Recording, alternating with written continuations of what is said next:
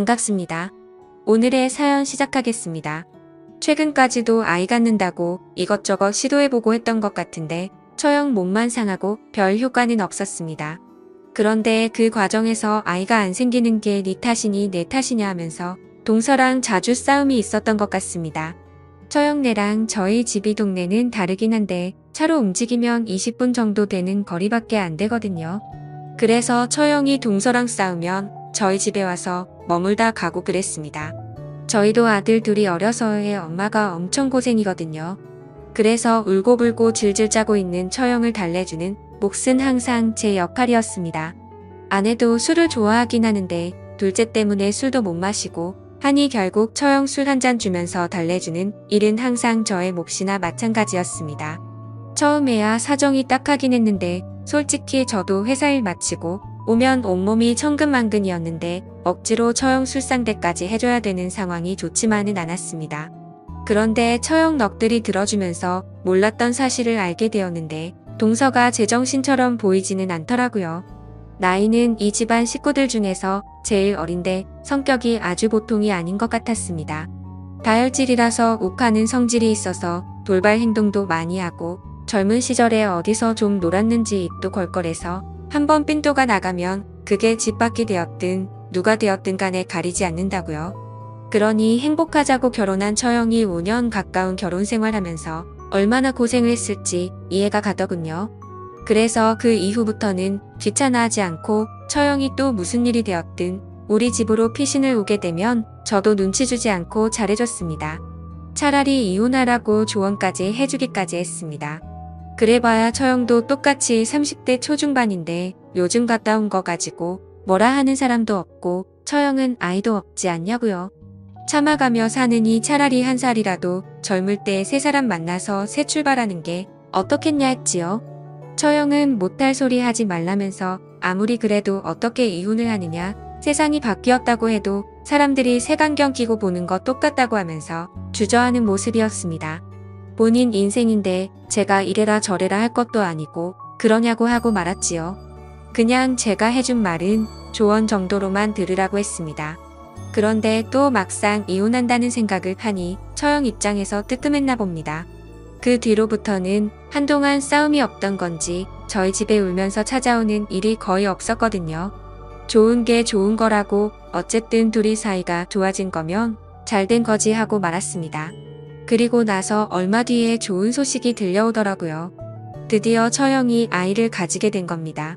그것도 그런 게 저희는 결혼도 더 늦게 했는데 아이가 둘이었는데 처형은 아무 소식은 없었으니 얼마나 오랜 기다림이었겠습니까? 이제 애도 생기고 하면 동서도 처형한테 함부로 대하지 못하겠지 싶었고 축하해준다고 저희가 비싼 밥도 한턱 거하게 쓰고 축하해주고 그랬습니다. 그런데 그렇게 축하해주고 나서 얼마 지나지 않아서 처형 아이가 잘못되었다는 안타까운 소식을 듣게 되었습니다. 이번한 처형 보러 간다고 부랴부랴 찾아갔죠. 아내가 애들 시댁에 맡기고 온다고 부랴부랴 먼저 차를 끌고 나갔고 저도 회사에서 곧바로 처형 입원한 병원으로 향했습니다. 병원에 가니까 장모님하고 처형이 이렇게 둘만 있더군요. 제가 도착하고 나서야 잠깐 바람 좀 쐬러 장모님이 자리를 비우셨는데 어떻게 해야 할지 모르겠어서 처형한테 무슨 말을 해야 할지 모르겠다고 옆에서 위로의 말을 건네니 처형이 갑자기 저를 와락 끌어안고는 펑펑 울기 시작했습니다.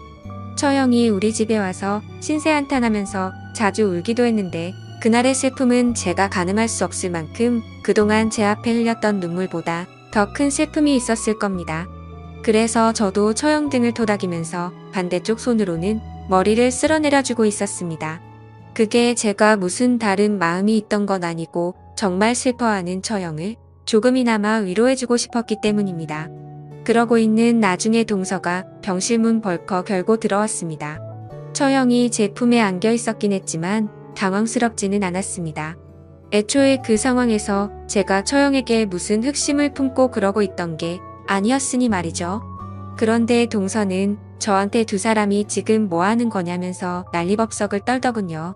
손이 동서다 보니 제가 나이가 어린데 저한테 큰 소리 치는 거 그런 거 평소에는 신경도 안 쓰고 그냥 넘어가는 편인데 아주 기세가 등등해서 저랑 처형을 아주 이상한 놈 취급을 하고 있더라고요.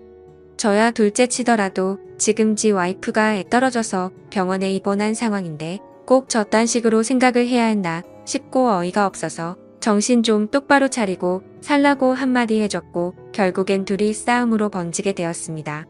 상황은 늦게 도착한 와이프가 장모님하고 같이 다시 병실로 들어오면서 일단락되기는 했는데 남편이라는 놈이 저래도 되나 싶을 정도로 어이가 없더군요. 아무튼 그 일이 있던 후부터 처형은 더욱더 저희 집에 자주 찾아오기 시작했습니다. 그동안은 그래도 뜸하게 찾아왔는데 이제는 틈만 나면 찾아오는 것 같더라고요. 둘이 사이도 안 좋아져서 그 뒤로 거의 집에서 말도 안 하고 그런다면서요. 거의 이틀 3일에 한 번꼴로 찾아오고 그게 나중 가니까 아예 자고 가기 시작하고 자고 갈 때는 재울 곳이 멋뜩찮아서 제가 거실 소파에 이불 피고 자고 방에서 아내랑 둘이 자기 양보를 해줬거든요. 처형은 제가 자기 때문에 소파 생활을 하는 걸 보고 미안해하면서도 제부는 참 친절하다던지 자기도 제부 같은 사람을 만났어야 하는 둥 연상에 남자가 역시 좋구나 하는 둥 제 칭찬도 같이 섞어서 하기 시작했습니다. 저는 당연히 그게 저한테 미안하니까 제 기분이라도 좋으라고 하는 소리라고 생각했고 그러다가 문득 둘이 화해를 안 하는 게 혹시 그날 병원에서 제가 동서랑 대판 싸웠던 것 때문에 그러는 건 아닐지 하는 생각이 들었지요. 처형이 측은하기는 했고 언제든 우리 집에 찾아오는 거 괜찮다고 했지만 이 정도면 뭐 거의 같이 사는 거나 다름없으니 좀 그런 게 있었어요. 그리고 나 혼자 숙이고 들어가서 해결될 문제라면 충분히 그래도 되지 않겠나 하는 생각도 들었습니다. 괜히 제가 자존심 부린다고 해서 처형하고 같이 살다시피 하는 것보다 한번 화해하는 시간을 가져보는 게 좋겠다는 생각이 들어서 마침 여름 휴가가 남아있는 게 있어서 2박 3일로 짧게 온 가족이서 여행을 다녀오기로 했어요. 애들은 장모님께서 봐주시기로 했고 장모님께서도 둘 사이 좀 잘 좀 회복시켜주던가 아니면 아예 둘 다 이참에 정리를 하게 하던가 저보고 잘 좀 부탁한다고 하더군요. 거기에 마침 운 좋게 바다 근처에서 펜션 운영을 하고 있던 친구가 있어서 적당히 싼 가격에 2박 3일간 머물 기회가 생기게 되었습니다. 출발은 한 곳에서 각자 집에서 쓰는 차를 끌고 출발을 했는데 도착하고 보니 처형네가 먼저 도착을 해 있더군요. 그런데 둘이 벌써 티격태격 싸우고 있는 겁니다. 처형은 동서한테 제부 좀 본받으라고 하면서 성질을 부리고 있었습니다. 저는 그냥 천천히 운전하면서 아내랑 휴게소도 들리고 화장실도 다녀오고 하면서 천천히 움직였는데 처형네는 그런 거 상관없이 일단 직진만 해서 일찍 도착한 것 같더라고. 그 와중에 처형이 화장실이 급하기도 했는데 동서는 그런 거 상관없이 운전 오래 하기 싫다고 후다닥 도착 먼저 해버린 겁니다. 그래서 처형이 배려심이라고는 하나도 없다고 하면서 저랑 동서를 비교하면서 성질을 부리고 있었던 거고요. 저도 동서랑 오해도 풀고 두 사람 사이도 좋게 만들어주려고 온 육아인데 시작부터 저렇게 꼬이니 저도 머리가 다 아파왔습니다. 그래서 원래는 밤바다 구경도 좀 하고 해변도 거닐고 하려고 했는데 하는 수 없이 챙겨온 고기랑 술이랑 꺼내면서 일단 분위기 전환부터 하자고 바베큐 파티부터 시작을 해버렸지요. 준비를 하는데 동서는 하나도 도와주지 않더군요. 거기까지는 상관없는데 처형이 살랑살랑 흔들면서 오더니 저한테 애교까지 부려가면서 준비하는 걸 도와주기 시작한 겁니다. 제가 혼자 다 준비할 수도 있고 아내도 있는데 처형이 일부러 동서를 도발하려고 하는 건지 저랑 친한 모습을 보여주려고 하는데 너무 부담스러웠습니다. 아니나 다를까 고기가 다 구워지고 본격적으로 술자리가 시작되는데 동서는 저 멀리서 입이 대빨 나와가지고는 같이 즐길 생각도 없어 보였네요. 제가 괜히 친한 척 맥주 한 캔 들고 옆에 앉아서 동서 기분 좀 풀어주기 시작했습니다. 그래도 제가 옆에서 노력을 하니 동서도 마음을 열었는지 제 말도 조금씩 듣고 속에 있던 이야기를 하나 둘씩 꺼내더군요. 처형이 지랑 저를 그렇게 비교를 한다면서 아직도 제 칭찬을 하는 처형의 모습에 앙금이 남아있는 모습을 보이더라고요. 어떻게 기분 좀 달래주려고 그러고 있었습니다. 아내는 처형 구슬르면서 둘이 화해하자는 식으로 같이 이야기를 끌고 가고 있는데 결국 이야기가 잘 안 됐나 봐요. 제 아내가 술을 못 마신다고 하지 않았습니까? 그런데 어떻게 분위기 좀 만들어 보겠다고 처형하고 같이 술을 마시면서 이야기를 했나 본데 결국 실패를 하고 말았던 거지요. 아내는 술이 몇 잔 들어가니 몸이 힘들어져서 결국 자러 들어가게 되었습니다. 처형도 아내랑 같이 들어가길래 같이 먼저 자러 들어가는가 싶었지요. 그리고 저는 동서랑 둘이 남아서 같이 이야기를 하고 있는데 술이 맥주만 남고 다 떨어지니 동서가 시내 나가서 같이 술 한 잔 더 하자고 하더라고요.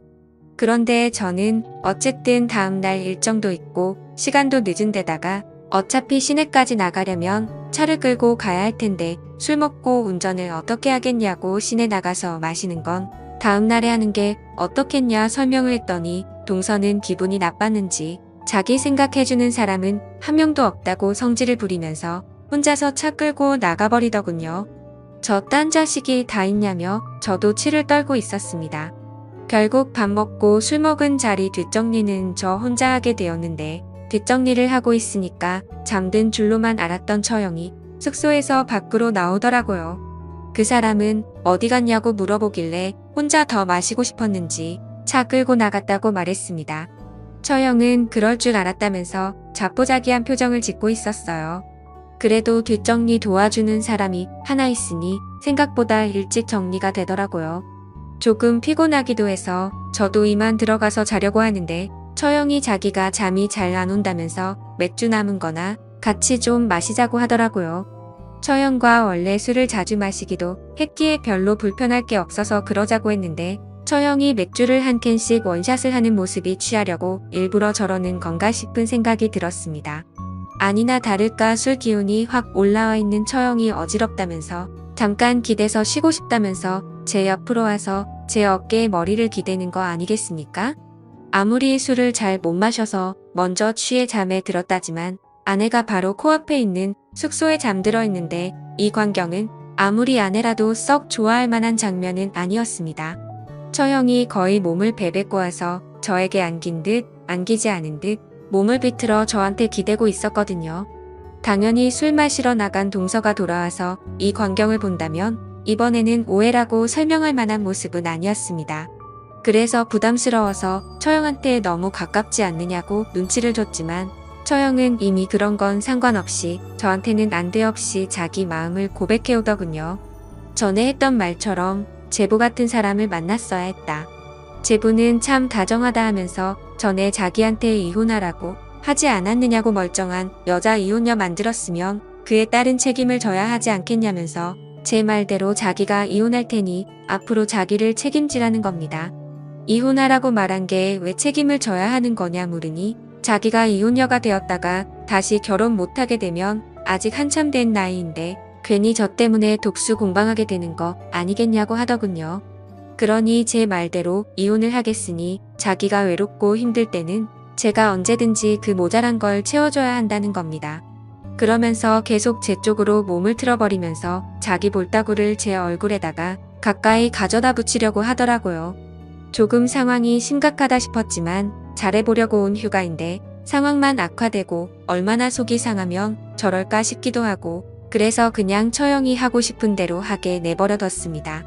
다행히 아내는 깊게 잠이 든 것인지 깨지 않았고 동서는 아예 휴가가 끝나는 날까지 들어오지 않았습니다. 알고 보니 그때 기분 나쁘다고 시내에 나가서는 그냥 그 길로 차 끌고 집으로 돌아가 버렸더군요. 처형은 이제 도저히 안 되겠다고 이혼하겠다고 하는데 솔직히 그때부터는 저도 걱정이 되기 시작했습니다. 이미 처형은 그날 저에게 해소하고 싶었던 걸 모두 해소한 상황이었고 저한테 자기가 이혼하면 마치 제가 처형을 책임져야 한다는 듯이 말했던 게 문득 생각이 난 겁니다. 여태까지 이혼 생각이 없다던 처형이 왜 하필 저랑 그런 일이 있고 하루도 지나지 않아 마음을 바꾼 걸까요? 안 봐도 무슨 상황인지 뻔히 짐작이 되더군요. 이러다가 정말 저는 처형이 필요할 때마다 따라 나가서 풀어주는 놀이개가 되게 생겨버린 겁니다.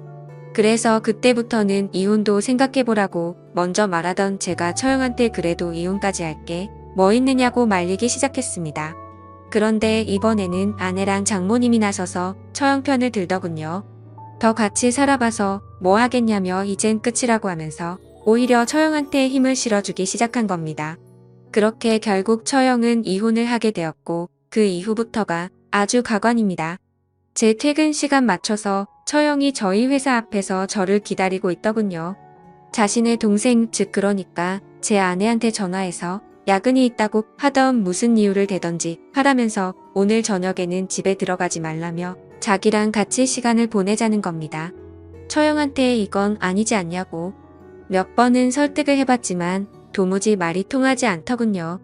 그래서 같이 좀 시간을 보내자던 처형을 뿌리치고 저는 그냥 집으로 들어갔습니다. 그런데 집에 돌아오니 아내가 말도 안 되는 소리를 하는 겁니다. 어떻게 자기 언니의 부탁을 거절할 수가 있냐고 하면서 말이죠. 처형이 이혼을 하더니 제정신인가 싶었습니다. 저희 회사까지 찾아와 같이 시간 보내자고 부탁한 걸 거절한 이야기를 다른 사람도 아니고 제 아내한테까지 했으니 말이지요. 그런데 아내의 이어진 반응을 보니 아내도 제정신인가 싶더군요.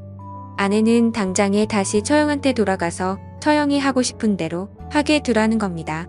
심지어 그날 휴가지에서 밖에서 제가 처형과 뭘 하고 있었는지 아내는 그 장면을 전부 다 지켜봤다고 하더군요. 심지어 동서도 그날 돌아오는 길에 처형과 제가 그러고 있는 걸 보고 이혼을 결심했다고 하는 겁니다. 결과적으로 처형이 원해서 한 것도 있지만 그날 저랑 있었던 일 때문에 동서가 이혼을 결심한 것이라 하더군요. 언니 인생을 그렇게 만들어 놓고 도망치는 건 사람이 할 짓이 아니라면서 저보고 처형을 끝까지 책임을 지라는 겁니다. 아내한테 그건 분명히 오해라고 설명하고 아무리 오해가 있다고 해도 남편을 지 언니한테 양보하는 동생이 어디 있냐고 저도 따져 물었습니다만 아내는 그런 건 중요하지 않다고 하더라고요. 가장 중요한 건 지 언니가 행복하게 살아야 한다고 하는 겁니다. 언니도 제정신을 차리면 더 이상 저한테 그러지 않을 거라면서 당분간만 언니 힘들지 않게 도와주라고 하는 겁니다. 그러면서 하는 말이 둘째 태어난 지 얼마 되지 않아서 아내도 몸이 힘들고 솔직히 저랑 생각도 없다고 그동안 저한테도 처형이 같이 있으면 서로 좋은 거 아니겠냐고 하더라고요. 자기도 좋고 지 언니도 좋고 저도 좋고 전부 다 좋은 것만 있는데 아쉬우게 뭐가 있느냐고요. 저는 아직도 그게 무슨 말도 안 되는 소리냐면서 거절하고 있기는 하지만 이제는 저도 뭐가 뭔지 모르겠습니다. 그냥 아내가 말하는 대로 좋은 게 좋은 거다 생각하고 처형이 원하는 대로 하게 해줘야 할지 아니며 니거지 같은 상황에서 빨리 발을 빼야 하는 건지 말이지요. 정말 생각지도 못한 상황 때문에 요즘 여러모로 너무 지치고 힘이 드네요. 모두 상처받지 않고 잘 해결할 수 있는 방법이 아예 없는 걸까요? 심란한 가운데 최대한 좋은 조언 많이 해주시면 참 감사하겠습니다.